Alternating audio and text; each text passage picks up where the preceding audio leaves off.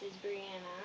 And I'm Casey. Casey. Okay. Do I have to look at the... You don't have to. Okay. It's just more of a personal thing. You know what I mean? All right. Okay. In what ways do you see bullying affecting children of different age groups? Bullying is affected in actually all age groups. It starts out really, really young, like whenever they're 4 or 5 years old. It starts off with that they're not pretty enough, or they're not smart enough, or they are not talented enough, and the little kids try and just pick and pick and pick, and they try to bring the other ones down. It's not so much of I'm better than you, it's more of you're not good enough.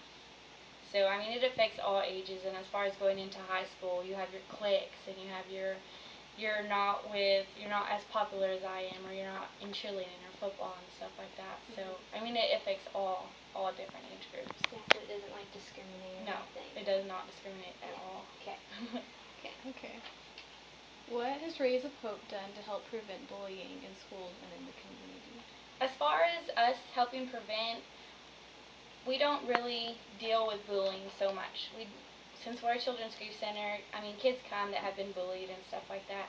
In order for as Rays of Hope, to outreach to schools, we've done trainings with the schools on ways to deal with kids who are going through stuff like that. So if a child is going through bullying, what are some precautions that a teacher can take to help this child and to help this child cope? And, I mean, we have a lot of kids come through here and stuff like that, and we just try to let them know that bullying it does affect every student in a different way, and it's not right for anybody to bully anybody. They don't deserve to be bullied. So we just try to send the message out that it's not a good idea to do, and if it is happening to you, that you do need to seek attention immediately. You need to let someone know that it's happening before it gets even into a bigger deal. Why do you think children resort to bullying?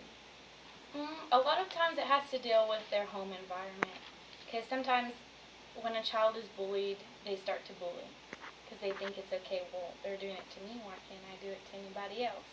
So it's not so much of they're trying to make fun of you for a certain thing that you have. It's more of their way of letting out their anger, or their way of letting out how they feel about something. They're just trying to take it out on you and make fun of you and do something to you to make themselves feel better. And not all the time is it just to make themselves feel better, but it's all they know. They grow up around it, so they do the same. What they see is what they do. So. Yeah, that's correct. Have you seen an increase in bullying in the past 2 years? I haven't been in Midland for that long. I've just moved here. I've only been here almost a year, and as far as on the news and stuff, it seems like it's a huge issue. Whenever I was younger, I mean, it was an issue, but it wasn't as big as to where here in Midland there's so many teenagers committing suicide, and I mean, we never dealt with such seriousness like that as bullying, and whenever it did happen to us, we'd let a teacher know and it get resolved. As far as I see it here, it seems like a constant trouble that they're having with kids and bullying, and I think it has grown as far as from when I was younger to now. I think it has made a huge impact. Okay. Do you think bullying is related to the recent suicides? I don't know if it's all. I don't think that bullying is related to every single suicide that has happened. It might have a minor effect on why someone would commit suicide, but I don't think that's the main cause. I think the main cause is maybe from where they come from, or maybe they're just not satisfied with their life, or maybe they feel their life isn't valuable, or there's just so many different aspects that could affect someone to commit suicide, and I don't think bullying is the main aspect of that. Okay, thank you. What steps can be taken to prevent bullying? Like I said earlier, just as long as you let someone know that it's happening before it gets too far. Don't be afraid to tell someone that you are being bullied.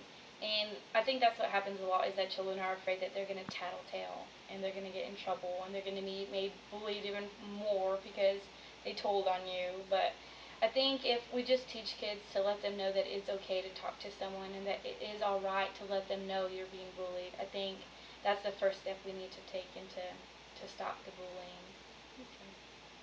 what age schools start bullying prevention methods? Sorry. At what age should schools start bully prevention methods? I think that should be like right as they get into school, like as young kindergarteners, because I mean even kindergartners make fun of each other and they start picking at each other.